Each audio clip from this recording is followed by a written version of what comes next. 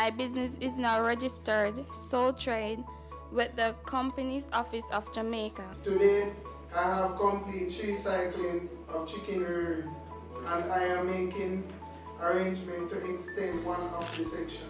These budding entrepreneurs are carving out a new path to economic independence, and so can you. Keep watching the show to find out how. As we continue our Youth Month focus, today we want to celebrate all the young people who are focused on substance over hype. Parents, this is your month too, and we've got you covered. I'm Theodore Henry, your youthful guide through this Thursday installment of Jamaica Magazine.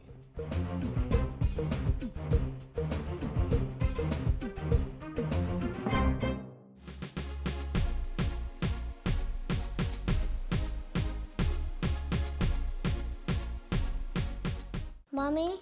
Yes, Zoe? Can we read this book? It will only take 10 minutes. Sure, sit down.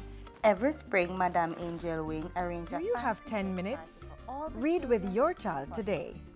Reading with your children for just 10 minutes each day helps develop their language and listening skills, stimulates their imagination, and expands their understanding of the world. So, start reading with your child today.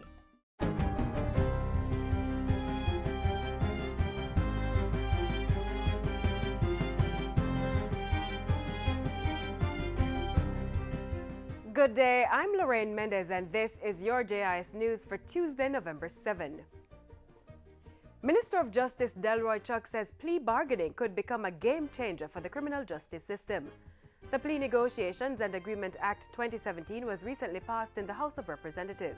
With plea bargain, it means that persons who have been charged with crime can take advantage of a negotiating process and thereby, in pleading guilty, acknowledge that they have done something wrong and would like to put it behind them, would like to start the process of rehabilitation, and therefore, if they get a non-custodial sentence or a short sentence, we hope that they will be able, having served the time, move forward and keep crime behind them and not in front of them. Minister Chuck was speaking at the ministry's town hall meeting on plea bargaining on Thursday.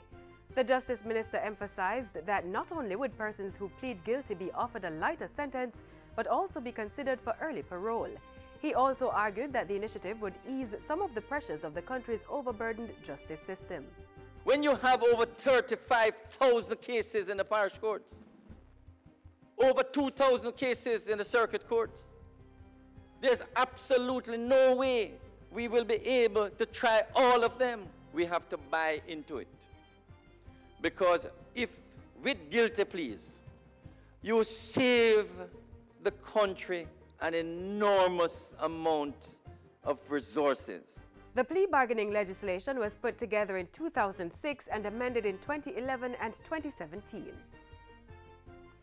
The Citizen Security and Justice Program, CSJP, is providing treatment in its program for youth with drug use problems.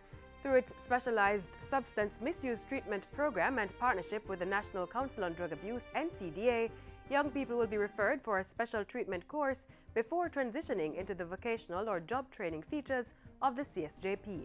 While the CSJP seeks to provide these youngsters with opportunities, for example, through vocational skills training, we also realize that until certain issues of substance misuse are treated with, then their likelihood to gain and maintain viable employment is very limited. CSJP3's Communication and Social Media Coordinator was speaking at a JIS think tank session. She said the partnership, which started in July 2016, has been very encouraging.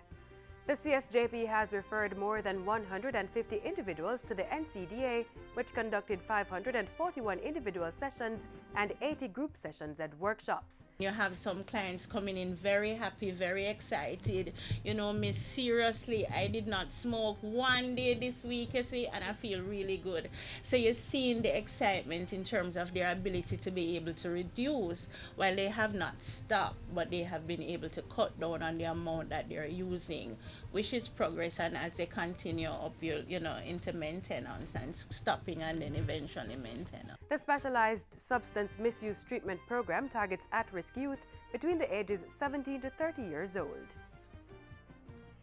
To facilitate the process of social change in Denham Town, a 26-member social intervention committee has been established. The area, which was named a Zone of Special Operations on October 17, will undergo infrastructure works to include road rehabilitation and upgrading of water supply and sewage systems. The committee was gazetted on Monday and is chaired by Prime Minister Andrew Holness, with head of the Jamaica Social Investment Fund, Omar Sweeney, serving as deputy chair. Other members include permanent secretaries Sancia Bennett-Templer, Audrey Sewell, Denzel Thorpe, Dan McIntosh, and Dean Roy Bernard. Lieutenant Colonel Dion Smalling, Senior Superintendent Steve McGregor, Minister and Member of Parliament Desmond McKenzie, and Custis of Kingston Stedman Fuller are also part of the Denham Town Social Intervention Committee. Meanwhile, the boundaries of the Denham Town Zone of Special Operations have been revised to include the Shooters Hill area. Prime Minister Andrew Holness approved and gazetted the revised boundaries Monday based on a recommendation from the Joint Security Forces operating in the zone. Speaking with JIS News, ZOSO Communications Officer Stephanie Lindsay says the directive followed an operational and intelligence assessment of the area. A number of the persons who were displaced from the current zone as is have mobilized themselves in that space now, and if they don't be proactive, then it can undermine the whole operational thing that they are currently doing now in Denham Town. The new border has now pushed the boundary at Albert Street further westward to include Water Lane. The new western boundary is now Little King Street. On the northern side, the boundary is pushed northward from Greenwich Street to Blunt Street.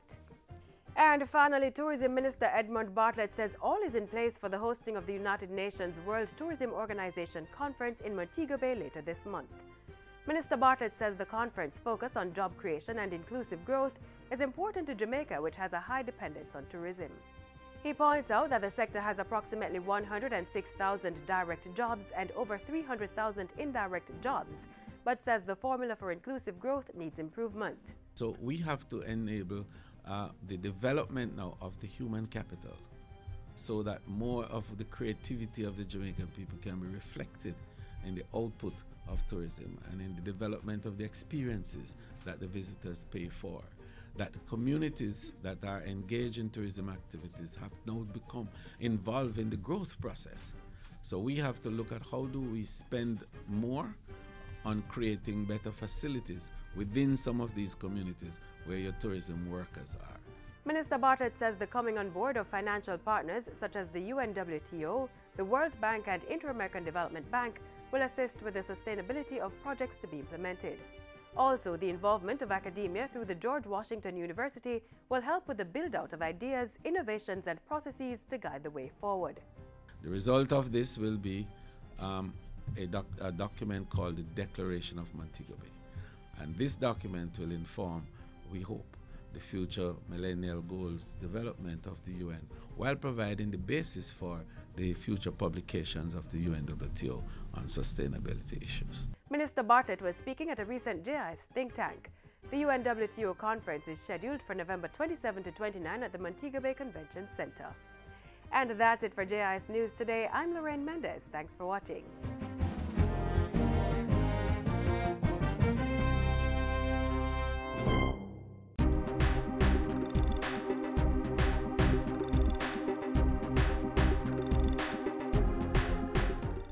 You saw them at the start of the show, two of the young entrepreneurs honing their business acumen to create wealth. They're doing this with the help of a government initiative that pays special attention to those in juvenile remand centers, state care facilities, and other underserved youth. As you'll see next, if you pitch it, they just might fund it.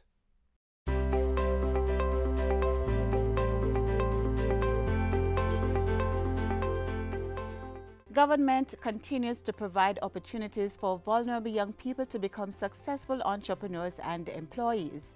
A project that stands out is Pitch It, Learning and Investing in Your Future, which is part of the Organization of American States, OAS, a New Path initiative. Under the program, young people are trained in entrepreneurial skills and receive mentorship and financial support.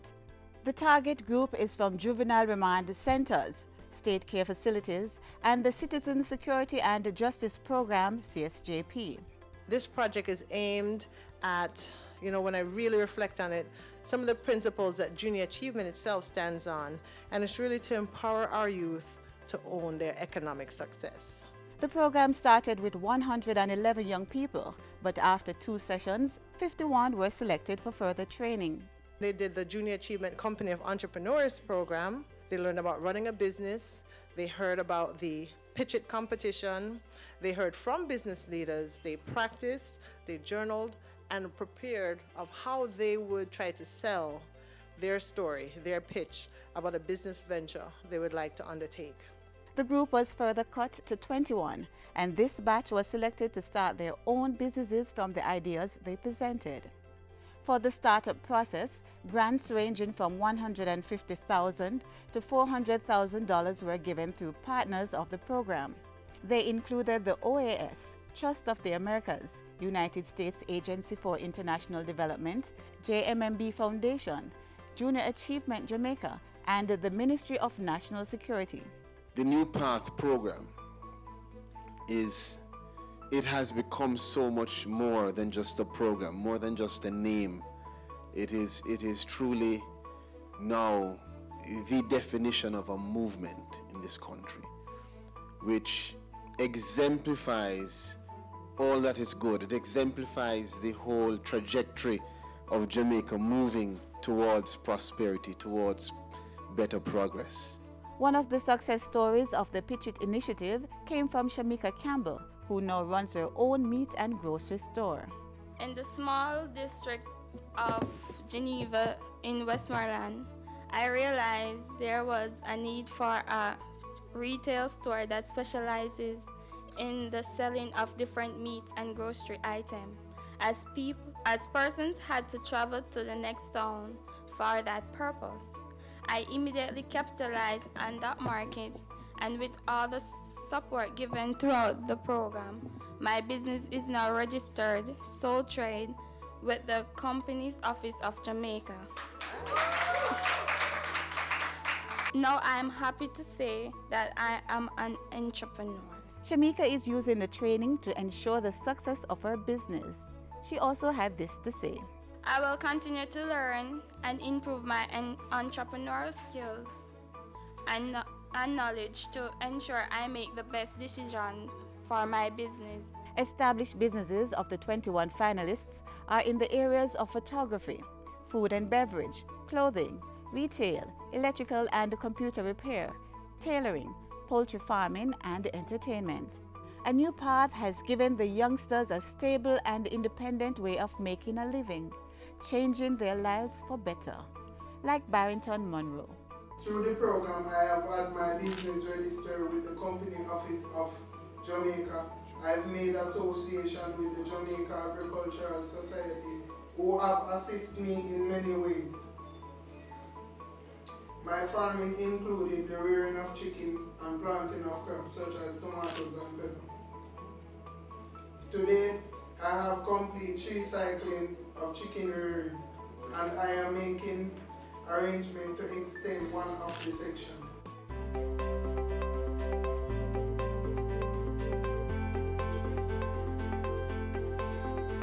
It's rewarding to celebrate the success of your businesses a year after you are granted these micro grants. This process of mentorship increases the young beneficiaries' chances of success. The Pitch It initiative encouraged its young beneficiaries to become entrepreneurs and contribute to Jamaica's economy. A New Path, which began in January 2015, was scheduled to end in January 2017, but has extended until September 2019. A key piece of advice was given to the first batch of recipients. As you grow, as you become, be certain to stretch that hand to the side or behind you and to pull another. We hope that when we call on you to support and mentor and take by the hand the next group of young beneficiaries of the Pitch It cycle that want to become entrepreneurs, that you too will be ready to support them. You are a vehicle of success for your community, for your own homes. You are now the ambassadors for us. For further information on a new path, contact the local office of the OAS based at 2 to 4 Haining Road, Kingston 5, or call 754-3378.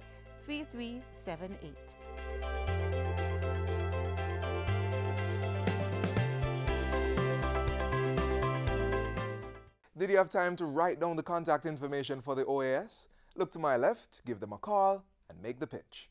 We are children and we have rights. We have a right to be Protected, provided for, and included. Don't beat me up, don't belittle me, and please don't molest me. I am under 13. I should not be working for a living. That is child labor. It is illegal. Stop leaving me alone. I am too young to provide for myself. I need your guidance. Protect our nation's children. They have rights too. To learn more about children's rights, call or visit the offices of the Child Development Agency. What does it mean for parents to be the main influencers in their children's lives? Our next feature tackles this important subject. That's the focus of Parents Month. Do I want my children to be assertive? As the old adage says, the family represents the primary source of socialization. Do I want to reinforce hard work? Do I want to reinforce generosity? How do I do that? It is through effective parenting that positive values, attitudes, perceptions, and habits are developed. Do I want my children to be independent? November is Parents Month, and the theme, the mission, the call to action is to be the influence.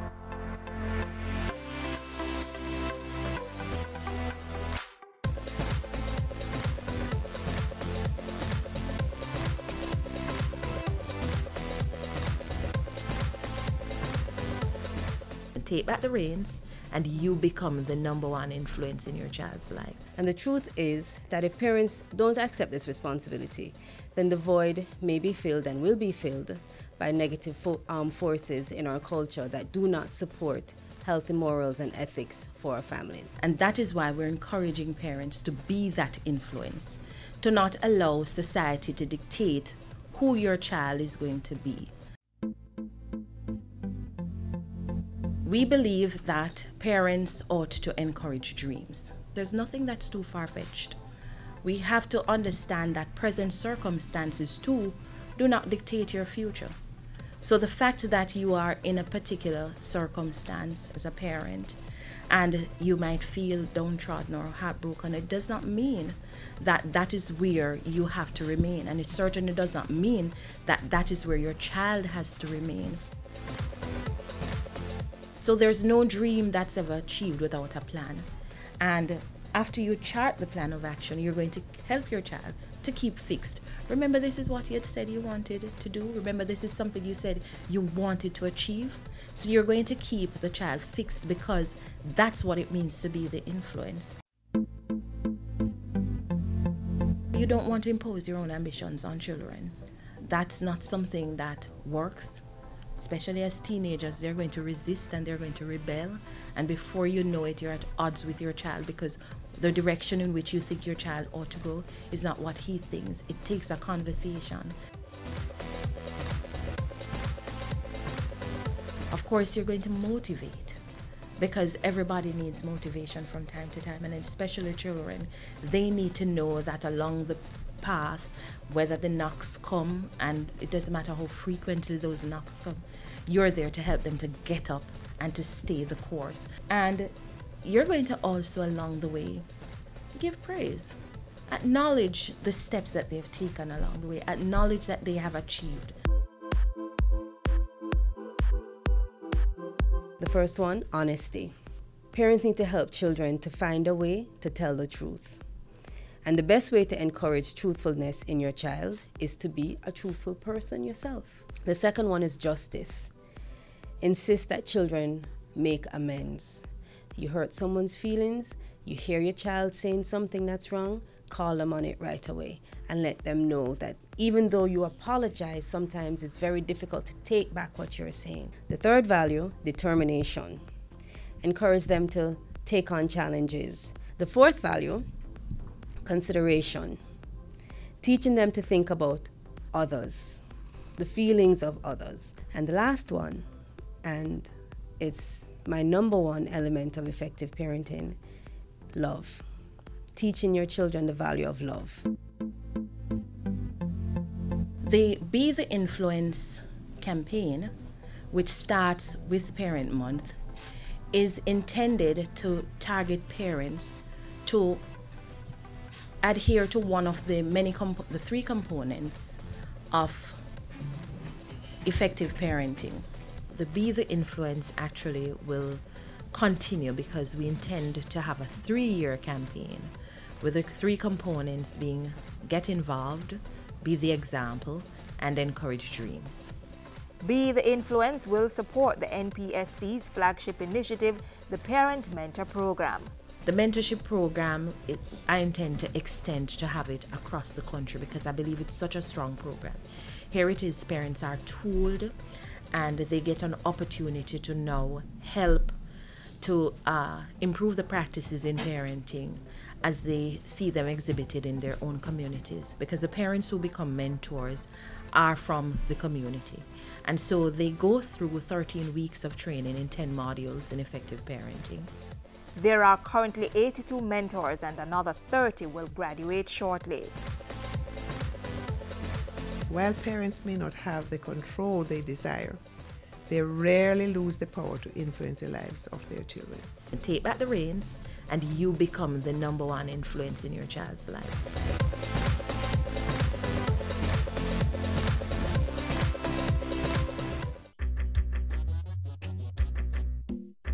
Nutritious food, succulent dishes, superior workmanship, and excellent service. Jamaica is on the go. Let's grow what we eat and eat what we grow. Let's harness the indomitable spirit of our most valued resource, our people. Let's support our local businesses. After all, buying Jamaican means building Jamaica. Across the board, government is implementing programs designed to secure the future now for the next generation. One ministry is taking aim at the labor force and socially vulnerable. Let's revisit their plans for this fiscal year. We are focused on securing strong, inclusive growth and development. We are focused on ensuring that our vulnerable and needy citizens are cared for, protected, and empowered. We are indeed securing the future now for the next generation.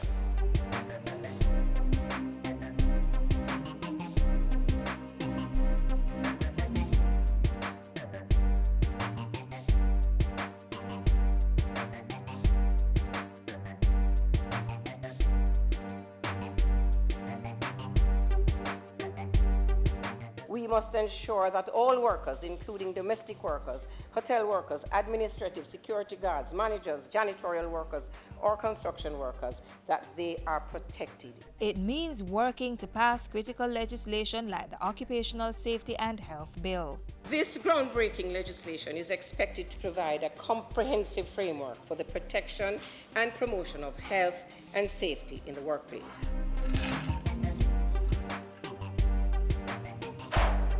The Employment Agencies Regulation Act will be reviewed to address the various methods being used to attract and lure job seekers into fraudulent employment schemes. For those in legitimate jobs, this year, we are taking steps to amend the Labour Officers Powers Act to further strengthen the capacity of labour officers to carry out inspections to ensure compliance with labour laws. We have gone even further, and we are working with the Ministry of Finance and the Public Service to include labour clauses in the standard bidding documents and government contracts. Mr. Speaker, the government of Jamaica must lead by example.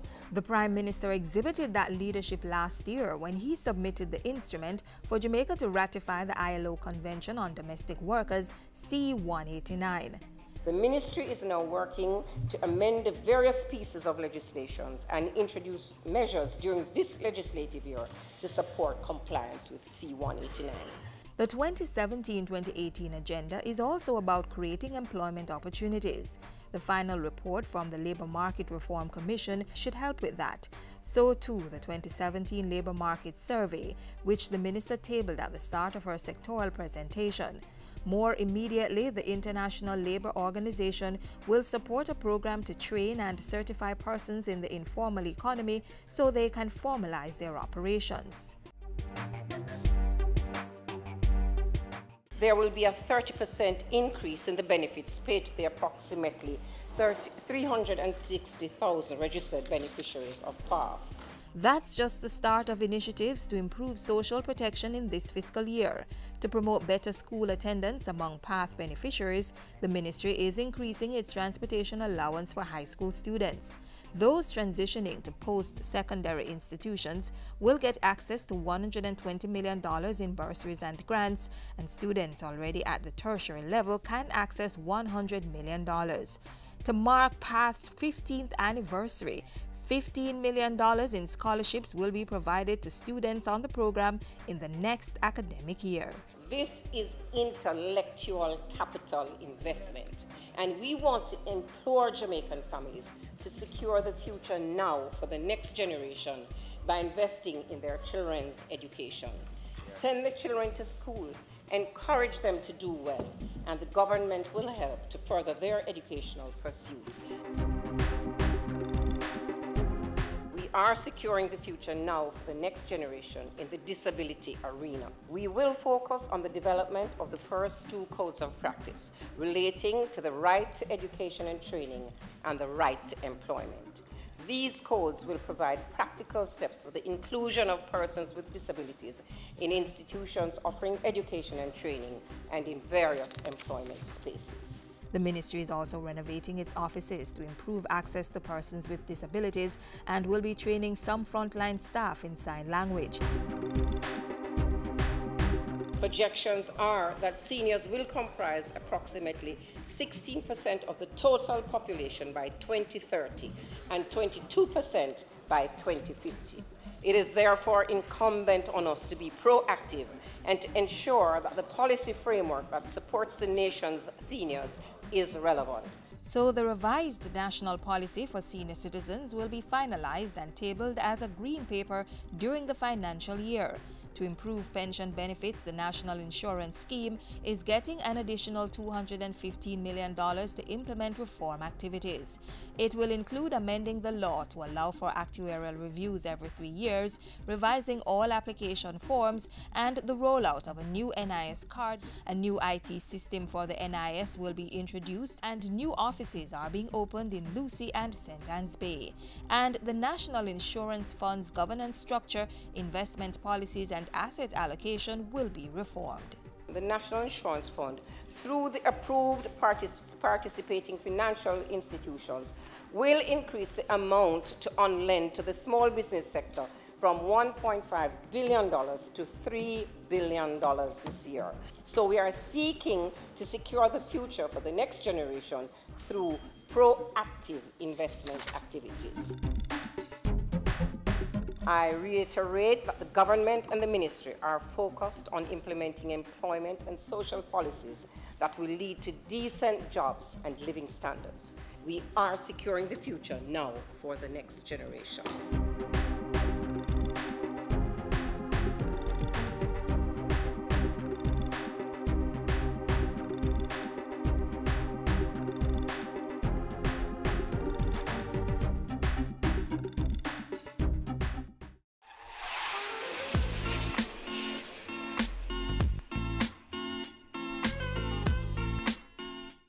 Parents, youth, local government, and Eating Jamaican.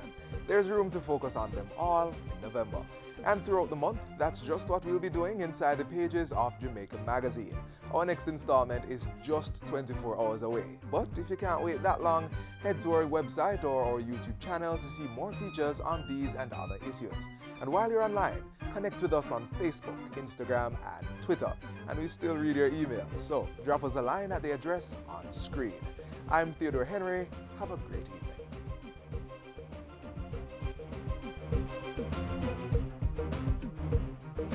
This has been a production of the Jamaica Information Service, the voice of Jamaica.